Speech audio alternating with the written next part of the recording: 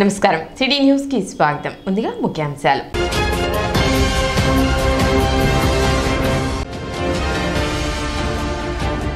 Congress party ఆధ్వర్యంలో భారత మాజీ ప్రధాని స్వర్గీయ ఇందిరాగాంధీ జయంతి వేడుకలు.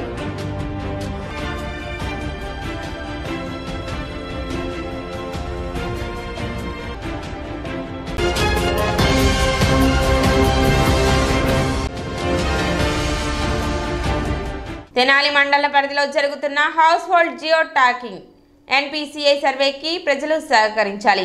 ఎంపీడీఓ అత్తట దీప్తి విజ్ఞప్తి.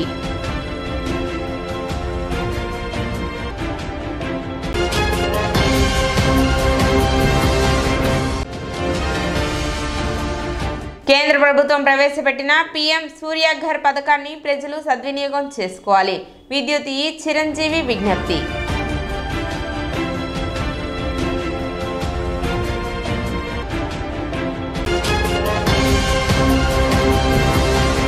తెనాలి మండల పరిధిలో జరుగుతున్న household geo tagging NPCI సర్వేకి ఇంటి వద్దకు వచ్చిన సచివాలయ కార్యదర్శులకు ప్రజలు తగిన సమాచారం ఇచ్చి సహకరించాలని తెనాలి ఎంపీడీఓ అత్తోట దీప్తి కోరారు. కేంద్ర రాష్ట్ర ప్రభుత్వ ఆదేశాల మేరకు తెనాలి మండల పరిధిలో house hold geo tag mapping NPCI survey చేపడుతున్నట్లు పేర్కొన్నారు. ఎన్పిసిఐ సర్వేలో కార్యదర్శులు ప్రతి ఇంటిలోని కుటుంబ సభ్యులు బ్యాంక్ అకౌంట్లు లేని వారు స్థానిక పోస్టాఫీసులో 200తో నూతన అకౌంట్ ఓపెన్ చేసి సచివాలయ కార్యదర్శులకు వివరాలు అందించవచ్చునన్నారు. ప్రజలు ఎటువంటి అపోహలు పెట్టుకోకుండా ఇంటి వద్దకు వచ్చే సచివాలయ కార్యదర్శులకు తగిన వివరాలు ఇచ్చి సహకరించాలని కోరారు. నిర్దేశిత గడువు మేరకు సర్వే పూర్తి కావడానికి బాధ్యత తీసుకోవాలన్నారు. డెవలప్మెంట్ యాక్టివిటీకి సంబంధించి ఇప్పుడు మనకి 2 సర్వేలు జరుగుతూ ఉన్నాయి. NPCI national payment corporation of India నుంచి మనం బ్యాంక్ అకౌంట్స్కి మన ఆధార్ని లింక్ చేసుకోవాల్సి ఉంటుందన్నమాట. మనకి దగ్గర 10,500 బ్యాంక్ అకౌంట్స్ లింక్ చేసుకొని మన మండలంలో ఉన్నాయి. అవన్నీ కూడా సచివాలయాల్లో చాలా ముమ్మరంగా ఆ యాక్టివిటీ జరుగుతూ ఉంది. కొంతమందికి అసలు అకౌంట్సే లేవు. అకౌంట్స్ లేకపోవడం కానీ లింక్ చేసుకోకపోవడం కానీ మొత్తానికి 10,000 ఆర్డ్ ఉన్నాయి అన్నమాట. సో అకౌంట్స్ లేకపోతే ఒక 200 కట్టి మన పోస్ట్ ఆఫీస్లో అకౌంట్స్ ఓపెన్ చేయిస్తూ ఉన్నాము. ఆ తర్వాత లింక్ చేసుకోకపోతే బ్యాంక్స్కి పంపించి సచివాలయాల్లో ఒక డ్రైవ్ మోడ్లో లాస్ట్ 1 మంత్ నుంచి కూడా ఒక డ్రైవ్ మోడ్లో ఈ యాక్టివిటీ జరుగుతూ ఉంది. కానీ మనకి పబ్లిక్ దగ్గర నుంచి కొంత అవేర్నెస్ లేకపోవడం వల్ల వాళ్ళు ముందుకు రాలేకపోతున్నారు. ఇది ఎందుకు చేస్తున్నారు అంటే లాస్ట్ టైం మనకి సెప్టెంబర్లో వచ్చిన హెవీ రెయిన్స్లో గవర్నమెంట్ వాళ్ళకి సహాయం కోసం అమౌంట్స్ వాళ్ళ అకౌంట్స్లో వేసినప్పుడు చాలా అకౌంట్స్ ఫెయిల్యూర్ అయిపోయినాయి.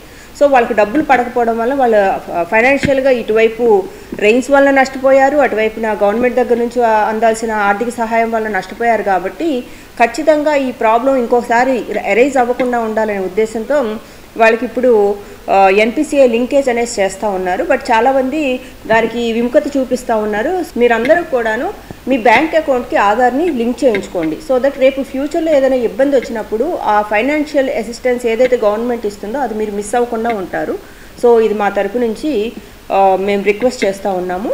ఇంకోటి వచ్చేసి జియో కోఆర్డినేట్స్ని కూడా ఫంక్షనరీస్ అందరూ ఇంటింటికి తిరిగి మీ ఇండ్లు క్యాప్చర్ చేస్తూ ఉన్నారు. లైక్ మీరు ఇక్కడ ఉంటున్నారా, ఎక్కడ ఏ ఏరియాలో ఉంటున్నారు, మీ ఇంటి నెంబర్ అవన్నీ కూడా క్యాప్చర్ చేస్తూ ఉన్నారు. సో ఇది కూడా ఒక సర్వే జరుగుతూ ఉంది. కానీ చాలా చోట్ల మాకు ఈ సర్వే వద్దు అన్నట్టు చెప్తూ ఉన్నారు. బట్ ఇదేంటంటే గవర్నమెంట్కి ఒక కరెక్ట్ ఇన్ఫర్మేషన్ ఏ వ్యక్తి ఎక్కడ నివసిస్తున్నారు అనే దాని మీద ఈ సర్వే ప్రతి ఒక్కరు సహకరించవలసిందిగా కోరుతూ ఉన్నాము.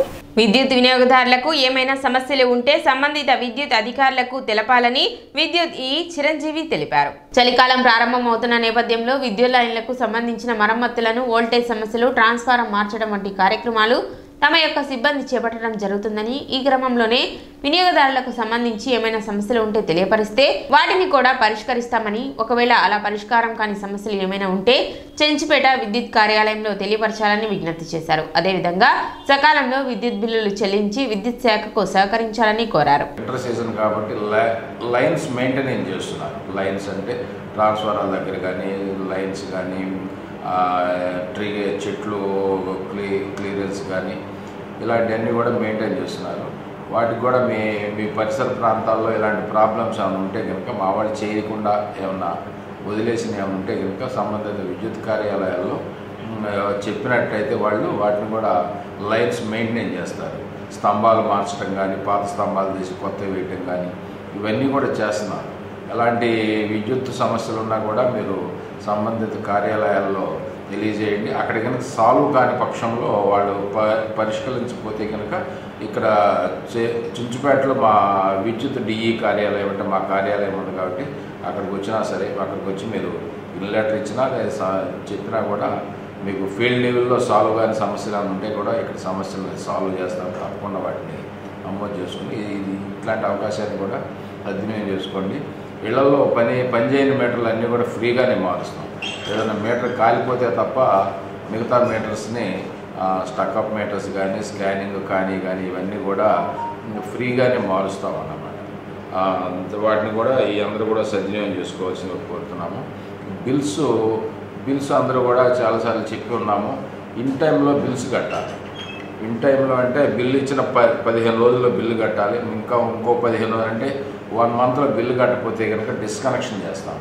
వన్స్ డిస్కనెక్షన్ చేసామనుకోండి, మళ్ళీ మా స్టాఫ్ వచ్చి మళ్ళీ మీరు బిల్లు కట్టినా కానీ కనెక్షన్ ఇవ్వాలంటే ఒక పూట పట్టవచ్చు, కొద్దిగా ఎక్కువ టైం పట్టవచ్చు, మళ్ళీ మీరు ఇబ్బంది పడతారు. అందుకని బిల్స్ ఇచ్చిన వెంటనే మీరు ఆన్లైన్ పేమెంట్ చేసుకుంటే మీకు చాలా ఉపయోగం.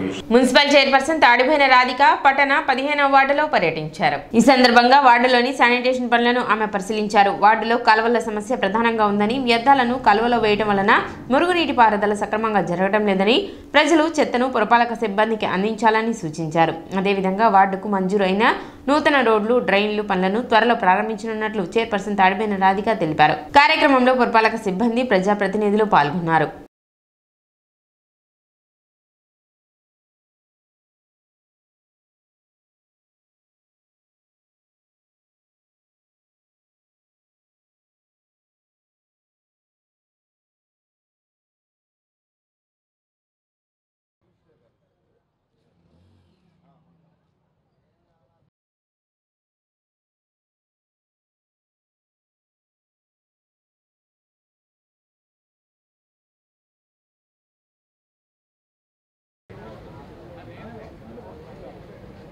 నా 15వ వార్డులో స్పెషల్ డ్రైవ్లో భాగంగా రావటం జరిగింది.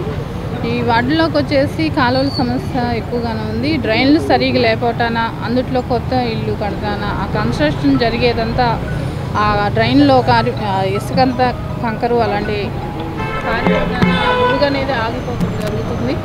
ప్రజలందరికీ కూడా చెప్పేది ఏంటంటే, అలాంటి ఇసుకది కారేటప్పుడు ఈ బండలు అలాంటివి వేసి వాటి మీద మీరు పోసుకుంటే పక్కన వాళ్ళకి ఇబ్బంది ఉండదు. ముఖ్యంగా అది కూడా గమనించండి.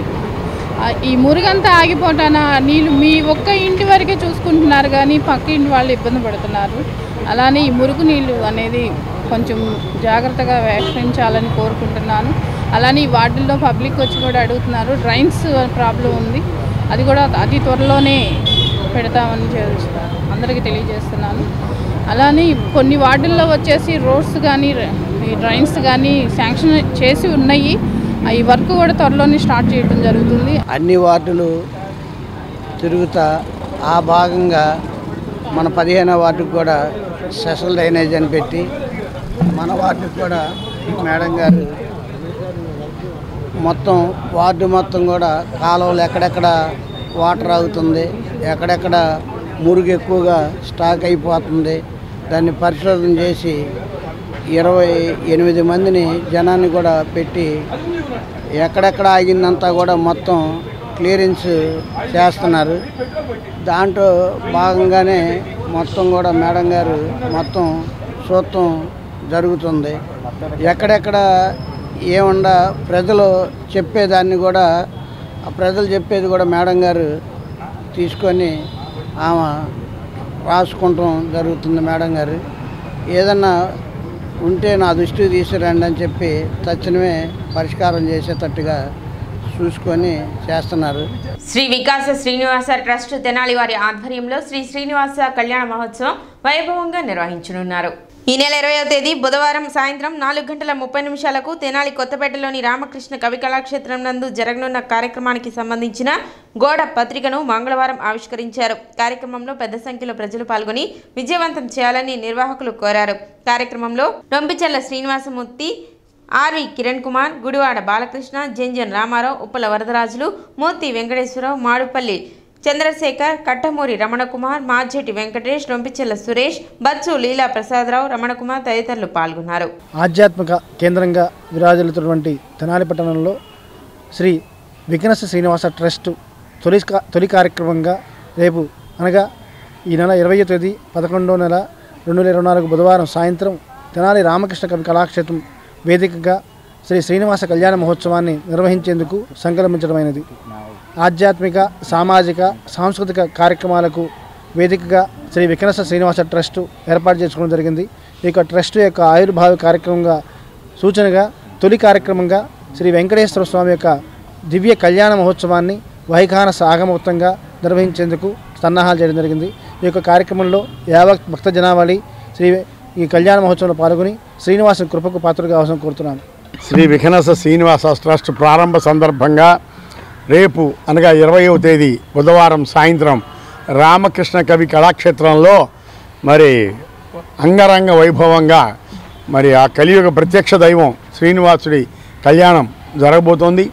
కాబట్టి ప్రతి ఒక్క భక్తులు ఈ కళ్యాణాన్ని తిరుపతి వెళ్ళని వాళ్ళు కూడా ఇక్కడ స్వామివారి కళ్యాణాన్ని చక్కగా తిలకించి స్వామివారి తీర్థప్రసాదాలు స్వీకరించి ఈ యొక్క పవిత్ర కార్తీక మాసంలో చాలా గొప్ప విశేషంగా మన తెనాలి పట్టణంలో మనకి ఆ శ్రీనివాసుడి కళ్యాణం జరగడం చాలా అదృష్టంగా భావిస్తున్నాం. ఈ కార్యక్రమంలో ప్రతి ఒక్క భక్తులు పాల్గొని స్వామివారి తలంబ్రాలు అయిన తర్వాత స్వామివారి ఆశీస్సులు అట్లాగే తలంబ్రాలు తీర్థప్రసాదాలు తీసుకొని వెళ్లాల్సిందిగా ప్రార్థిస్తున్నాం. ప్రతి ఒక్కరికి కూడా అవకాశం ఉంది. స్వామివారికి తలంబ్రాలు పోసే వాక్యం. మాజీ ప్రధాని స్వర్గీయ ఇందిరాగాంధీ జయంతిని కాంగ్రెస్ పార్టీ కార్యాలయంలో నిర్వహించారు. తెనాలి నియోజకవర్గ Congress party incharge doctor Chandu Sambasivudu Indira Gandhi చిత్రపటానికి పూలమాలలు వేసి నివాళులు అర్పించారు. ఈ సందర్భంగా ఆమె దేశానికి అందించిన సేవలను కొనియాడారు.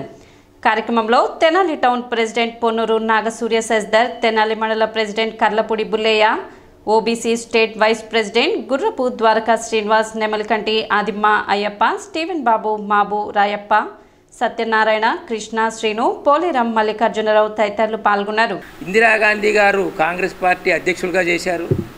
తర్వాత ఫ్రీడమ్ ఫైటర్, స్వాతంత్ర సమరయోధురాలుగా ఉన్నారు. ఆవిడ లాల్ బహదూర్ శాస్త్రి గారి మంత్రివర్గంలో ఇన్ఫర్మేషన్ టెక్నాలజీ మినిస్టర్గా చేశారు. తర్వాత 66లో చనిపోయిన తర్వాత లాల్ బహదూర్ శాస్త్రి గారు ప్రధానమంత్రి పదవికి అక్కడి నుంచి 78 దాకా మరలా 80-84 దాకా కూడా 16-17 సంవత్సరాల కాలం పనిచేశారు ప్రధానమంత్రిగా. ముఖ్యంగా ఎంతకాలం పనిచేసినా ఇందిరాగాంధీ గారు చేసినటువంటి ముఖ్యమైనటువంటి 4 పాయింట్లు చెప్తాను. ఆవిడ ప్రధానమంత్రి అవ్వంగానే ఎక్కువగా పేద బడుగు బలహీన వర్గాలకి అట్టడుగున నిమ్మన వర్గాలకి లాభం చేకూర్చాలి, వీళ్ళు కూడా సమానమైనటువంటి పౌరులు అనే ఉద్దేశం మీద అంటరానితనాన్ని నిర్మూలించి, వెనకటి రోజుల్లో 2 బంతుల సిద్ధాంతం ఉండేది. ఎక్కడ కూర్చున్నా కానీ పెద్దవాళ్ళందరూ అగ్ర కులాలు ఒక బంతి, ఈ దళితులందరూ ఇంకో బంతిలో ఉండేవాళ్ళు. ఆ 2 బంతుల సిద్ధాంతాన్ని రూపుమాపినటువంటి గొప్ప మహిళా కాంగ్రెస్ పార్టీ ప్రధానమంత్రి. ఇప్పుడు కూడా నేను దళిత వర్గాలకు అందరికీ మనవి చేసుకుంటున్నా, కాంగ్రెస్ పార్టీ మాకు ఏం చేసింది అని దూరం అయ్యారు. ఎంతకుముందు అంత చాలామంది కాంగ్రెస్ పార్టీలో ఏం చేసింది అని క్వశ్చన్ చేసే ముందు ఇది ప్రధానమైనటువంటి విషయం. వాళ్ళ యొక్క ఆర్థిక పరిస్థితి మెరుగుపడటం కోసం అప్పుడే లోన్లు, సంక్షేమ పథకాలకి సూత్రధారి ఆద్యులు శ్రీమతి ఇందిరాగాంధీ గారు. అప్పుడు ఈ యొక్క జంతువులు, పాడి జంతువులకి, గేదెలకి, ఆవులకి లోన్లు ఇవ్వటం మొదలుపెట్టింది ఇందిరాగాంధీ గారు.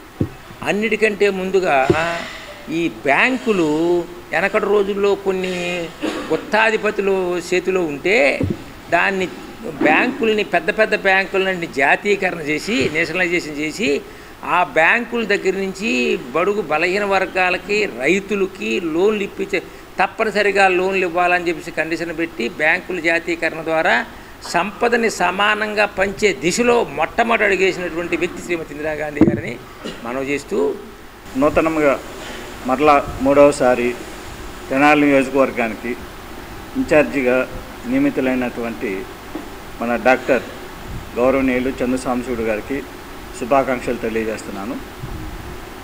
ఈ రోజున తెనాలి పట్టణం మారిస్పేటలోని కాంగ్రెస్ పార్టీలో చందు సాంబశివుడు గారి ఆధ్వర్యంలో సోనియా గాంధీ ఆదేశాల మేరకు శ్రీమతి ఇందిరాగాంధీ గారి జయంతి ఉత్సవాలను కాంగ్రెస్ పార్టీ కార్యాలయంలో చేసుకోవటం చాలా సంతోషంగా ఉంది. ఈ సందర్భంగా ఇందిరాగాంధీ గారి గురించి చెప్పాలంటే వారు 3 సార్లు వరుసగా ప్రధానమంత్రిగా, తర్వాత ఇంకోసారి టోటల్గా 4 సార్లు ప్రధానమంత్రిగా చేసి ఉన్నారు. ఇందిరాగాంధీ గారు మన భారతదేశంలో ఉన్నటువంటి మహిళలో ఫస్ట్ మహిళ ప్రధానమంత్రిగా చేసి ఉన్నారు. మరి వారికి ఈ రోజున ఈ పుట్టినరోజు వేడుకలు అనేది కాంగ్రెస్ పార్టీలో చేసుకోవటం చాలా సంతోషంగా ఉంది. కేంద్ర ప్రభుత్వం ప్రవేశపెట్టిన పీఎం సూర్యఘర్ పథకాన్ని ప్రజలు సద్వినియోగం చేసుకోవాలని విద్యుత్ చిరంజీవి తెలిపారు. విద్యుత్ బిల్లులు గణనీయంగా తగ్గించాలన్న లక్ష్యంతో కేంద్ర ప్రభుత్వం ఈ పథకాన్ని ప్రవేశపెట్టిందని, దీనికి సంబంధించి అయ్యే ఖర్చులో కేంద్ర ప్రభుత్వం కొంత సబ్సిడీ అందిస్తుందని పీఎం సూర్యఘర్ పోర్టల్ ద్వారా ఆన్లైన్లో దరఖాస్తు చేసుకోవాలని చెప్పారు. దీనికి సంబంధించి ఏమైనా సందేహాలు ఉంటే సంబంధిత విద్యుత్ కార్యాలయాల్లో సంప్రదించాలని ఆయన కోరారు. ప్రజలు ఈ అవకాశాన్ని వినియోగించుకోవాలని సూచించారు. గతంలో ఈ పీఎం సూర్యఘర్ గురించి, పీఎం సూర్యఘర్ అంటే ప్రధానమంత్రి సూర్యఘర్ గురించి చెప్పుకున్నాము. దాని ఉద్దేశం ఏంటంటే సోలార్ ప్యానల్స్ పెట్టుకోవటం మన ఇళ్ళకన్నమాట. ఈ స్కీము ఇళ్ళకి సోలార్ ప్యానల్స్ పెట్టుకుంటే ఆ ప్యానల్స్కి అయ్యే ఖర్చులో కొంత సబ్సిడీ ఇస్తుంది సెంట్రల్ గవర్నమెంట్. 3 కిలోవాట్లు పెట్టుకున్నారనుకోండి సోలార్ ప్యానల్స్, దానికి 2 lakhs అవుతుంది. అది మీరు ఓన్గా చేయించుకోవాలి. 2 lakhs అవుతుంది. దానిలో 78,000 సబ్సిడీ గవర్నమెంట్ ఇస్తుంది అన్నమాట. అది అప్లికేషను పోర్టల్లోకి వెళ్ళి, పీఎం సూర్యఘర్ పోర్టల్లోకి వెళ్ళి అప్లికేషన్ ఫైల్ చేసుకోవాలి. దానిలోనే ఈ కాంట్రాక్టర్స్ అంటే ఈ ప్యానల్స్ ఫిట్ చేసే వాళ్ళ పర్టికులర్స్ ఉంటాయి. వాళ్ళతో కాంటాక్ట్ అయ్యి మీరు ఎవరి ప్యానల్స్ బాగుంటాయి ఎవరనేది మాట్లాడుకుని ఫిట్ చేయించుకోవాలి. ఫిట్ చేసిన తర్వాత మళ్ళీ అందులోనే అప్డేట్ చేయాలి. అప్డేట్ చేసిన తర్వాత మేము వాట్ మీటర్ బిగిస్తాము. ఈ పద్ధతి అంతా కూడా చాలాసార్లు చెప్పుకున్నాము. ఇది చాలా ఉపయోగం అన్నమాట. హౌసెస్కి చాలా ఉపయోగం. దానివల్ల మనకి విద్యుత్ బిల్లు గణనీయంగా తగ్గుతుంది. చాలా ఉపయోగం. అది ఒకటి. అందరూ కూడా విద్యుత్ వినియోగదారులు, హౌస్ హోల్డ్స్కి మాత్రమే, ఇది ఇళ్లకు మాత్రమే ఇది ఈ స్కీము సెంట్రల్ గవర్నమెంట్ ప్రతిష్టాత్మకంగా ప్రజలకు ఉపయోగపడే విధంగా ప్రవేశపెట్టింది. దాన్ని అందరూ కూడా సద్వినియోగం చేసుకుంటారని కోరుతున్నాము. ఈ స్కీమ్ గురించి మా స్టాఫ్ కానీ మా విద్యుత్ కార్యాలయాల గురించి చాలాసార్లు నేను కూడా చాలాసార్లు చెప్పి ఉన్నాను. ఎలాంటి డౌట్లు ఉన్నా కానీ మా విద్యుత్ కార్యాలయాల్లో సంప్రదిస్తే మీ డౌట్స్ అన్నీ కూడా క్లారిఫై చేస్తారు. మంచి స్కీము, దాన్ని ఉపయోగించుకోండి. నెంబర్ 1. పట్టణంలో జరుగుతున్న 57వ జాతీయ గ్రంథాలయ వారోత్సవాలు దిగ్విజయంగా కొనసాగుతున్నాయి. ఇందులో భాగంగా కొత్తపేటలోని మహిళా బాలల గ్రంథాలయంలో ప్రభుత్వ పాఠశాల విద్యార్థులకు ముగ్గుల పోటీలు నిర్వహించారు. కార్యక్రమానికి మున్సిపల్ కమిషనర్ బండి శేషన్న, తహసీల్దార్ గోపాలకృష్ణ ముఖ్య అతిథిగా పాల్గొన్నారు. ఈ సందర్భంగా విద్యార్థులు వేసిన వివిధ రకాల ముగ్గులను పరిశీలించి వాటిని అభినందించారు. అనంతరం జరిగిన సభలో గ్రంథాలయ వారోత్సవాల విశిష్టతను, గ్రంథాలయాల ప్రాముఖ్యతను విద్యార్థులకు వివరించారు. కార్యక్రమాన్ని గ్రంథాలయ అధికారిని అంజని పర్యవేక్షించారు. ఈ నెల 14వ తేదీ నుండి జరిగిన గ్రంథాలయ వారోత్సవాల్లో భాగంగా విద్యార్థులకు నిర్వహించిన వివిధ రకాల పోటీలలో గెలుపొందిన విజేతలకు 20వ తేదీ మంగళవారం వారోత్సవాల ముగింపు సందర్భంగా బహుమతి ప్రదానోత్సవం జరుగుతుందని గ్రంథాలయ అధికారిని అంజని తెలిపారు. 57వ జాతీయ గ్రంథాలయ వారోత్సవాలు భాగంగా మన పట్టణంలో 14వ తారీఖున జిల్లా గ్రంథాలయం ప్రారంభించబడి, అదేవిధంగా మన పట్టణంలో ఇంకా గ్రంథాలయాలు ఉన్నాయి. వాటిలో కూడా ఈ వారోత్సవాలు ప్రారంభమైనాయి. అందులో భాగంగానే ఈరోజు మహిళా మండలిలో ఉన్నటువంటి ఏర్పడినటువంటి గ్రంథాలయ వేదికల్లో దాంట్లో ఈరోజు వ్యాసరచన, చిత్రలేఖలు, ముగ్గుల పోటీలు ఇవన్నీ కూడా స్కూల్ పిల్లలు తెచ్చి ఇక్కడ పెట్టారు లైబ్రరీ గారు. చాలా బాగున్నాయి కార్యక్రమాలు కూడా. అందువల్ల ప్రజలందరికీ రిక్వెస్ట్ ఏంటంటే పుస్తకాలు చదవండి, జ్ఞానాన్ని పెంచుకోండి, అభివృద్ధికి రండి అనేసి గర్భంగా కోరుతున్నాం. సో ఈ యొక్క 57వ గ్రంథాలయ వారోత్సవాలు సక్సెస్ఫుల్గా ఉన్నాయి. 20వ తారీఖు లాస్ట్, ఆ రోజు కూడా చక్కటి కార్యక్రమాలు ఉంటాయి. ఆంధ్రప్రదేశ్ పౌరశాఖ గ్రంథాలయాల జిల్లా గ్రంథాలయ సంస్థ గుంటూరు వారి ఆధ్వర్యంలో 57వ జాతీయ గ్రంథాలయ వారోత్సవాల సందర్భంగా మహిళా బాలల గ్రంథాలయం కొత్తపేట తెనాలిలో వివిధ కార్యక్రమాలు, boys high school, girls high school, వివిధ స్కూలు పాఠశాల విద్యార్థులకు 14వ తారీఖు నుండి 20వ తారీఖు వరకు 19వ తారీఖు వరకు వివిధ కార్యక్రమాలు, వ్యాసరచన, క్విజు, డ్రాయింగ్, లెమన్ అండ్ స్పూను, వక్తృత్వ పోటీలు నిర్వహించడం జరిగింది. ఈ పోటీల్లో 19వ తారీఖు ముగ్గుల పోటీ నిర్వహించడం జరిగింది. దీనికి ముఖ్య అతిథులుగా కమిషనర్ గారు, ఎంఆర్ఓ గారు కూడా పాల్గొన్నారు. వాళ్ళు వచ్చినందుకు నాకు చాలా సంతోషం. 20వ తారీఖు ఉదయం 11 గంటలకు ఈ వివిధ పోటీల్లో నిర్వహించిన కార్యక్రమాల్లో గెలుపొందిన విద్యార్థులందరికీ ప్రైజ్ డిస్ట్రిబ్యూషన్ ఇవ్వడం జరుగుతుంది. తెనాలి పట్టణంలో వీధి కుక్కల సమస్యల పరిష్కారానికి చర్యలు చేపడుతున్నట్లు మున్సిపల్ చైర్పర్సన్ తాడిబోయిన రాధిక తెలిపారు. పట్టణంలోని 40 వార్డులలో వీధి కుక్కల సమస్య ఉందని వాటి యొక్క నియంత్రణకు చర్యలు తీసుకుంటున్నట్లు చెప్పారు. ఇందులో భాగంగా వీధి కుక్కలను పట్టి వాటిని సంరక్షించేందుకు సంరక్షణ కేంద్రాన్ని పురపాలక సంఘం తరపున ఏర్పాటు చేసి కుక్కల ఆలనా పాలనా చూసేందుకు ప్రణాళిక సిద్ధం చేస్తున్నట్లు చైర్పర్సన్ రాధిక తెలిపారు. ప్రతిరోజు నేను శానిటేషన్ మీద వెళ్ళినప్పుడు ఈ కుక్కల సమస్య అనేది కూడా ప్రజల నోట చెప్పడం జరిగింది. అలానే నేను దాన్ని గమనించడం కూడా జరిగింది. కుక్కల సమస్య అనేది 40 వార్డుల్లో ఎక్కువగా కుక్కలు కనబడుతూనే ఉన్నాయి. వాటిని పట్టుకుంటానా ఈ కేసులు అవుతాయని ప్రజలందరూ మేము లూకస్ వాళ్ళు కుక్కలను పట్టుకుంటే సుప్రీంకోర్టు కాడ నుంచి కూడా ఆర్డర్ వస్తుంది జరిగింది. కుక్కల్ని ఏమన్నా పట్టుకున్నా కూడా ఇలాంటి కేసులు ఇలాంటివి ఉంటాయని భయపడుతూ అలానే కుక్కలని మేము అన్నీ పట్టుకొని వాటిని తీసుకెళ్ళి ఒక షెడ్ లాంటిది ఏర్పాటు చేద్దామని కూడా అనుకున్నాము. అలానే షెడ్లో పెట్టి వాటి ఆహారం కానీ ఏదైనా కానీ మేము ఈ మున్సిపాలిటీ తరఫున చూడాలని అనుకుంటున్నాము. అలానే ఈ కుక్కల సమస్య అనేది మన 10 రోజుల నాటికి కూడా 10 మంది పిల్లల మీద దాడి చేయడం జరిగింది. కుక్కల సమస్య ముఖ్యంగా మన ఎంబట కూడా ఈ బైక్ మీద వెళ్ళిన వాళ్ళు ఎంబట కూడా పడి వాళ్ళని కరవటం జరుగుతుంది. కాబట్టి వాటి మీద మేము యాక్షన్ తీసుకుంటామని చెప్తున్నాను. కుక్కల షెడ్ అనేది ఉంది కాబట్టి దాన్ని తీసుకెళ్ళి కుక్కలను పట్టేసి ఆడ పెట్టి వాటికి ఆపరేషన్ అయ్యి చేపియాలని అనుకుంటున్నాం. అలానే ఇక్కడ తెనాల్లో కుక్కలే కాకుండా మంగళగిరి నుంచి కూడా గతంలో మామూలు తీసుకొచ్చి ఇక్కడ సిజరిన్ చేసి ఇక్కడే వదిలేస్తాన కుక్కలు ఎక్కువ పెరగటం జరిగింది. అలానే అతి త్వరలోనే ప్రజలకి ఎలాంటి ఇబ్బంది కలగకుండా ఈ కుక్కల సమస్య అనేది పరిష్కరిస్తామని కోరుకుంటున్నాను. సిటీ న్యూస్ ముగించే ముందు ముఖ్యాంశాలు మరోసారి.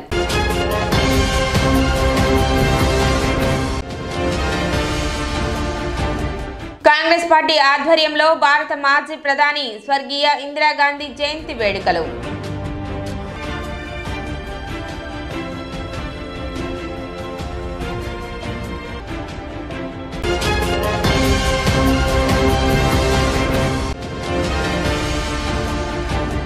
తెనాలి మండల పరిధిలో జరుగుతున్న household geo tagging NPCI సర్వేకి ప్రజలు సహకరించాలి.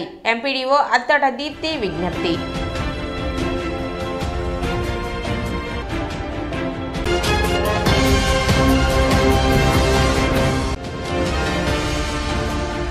కేంద్ర ప్రభుత్వం ప్రవేశపెట్టిన పీఎం సూర్యఘర్ పథకాన్ని ప్రజలు సద్వినియోగం చేసుకోవాలి. విద్యుత్ ఈ చిరంజీవి విజ్ఞప్తి.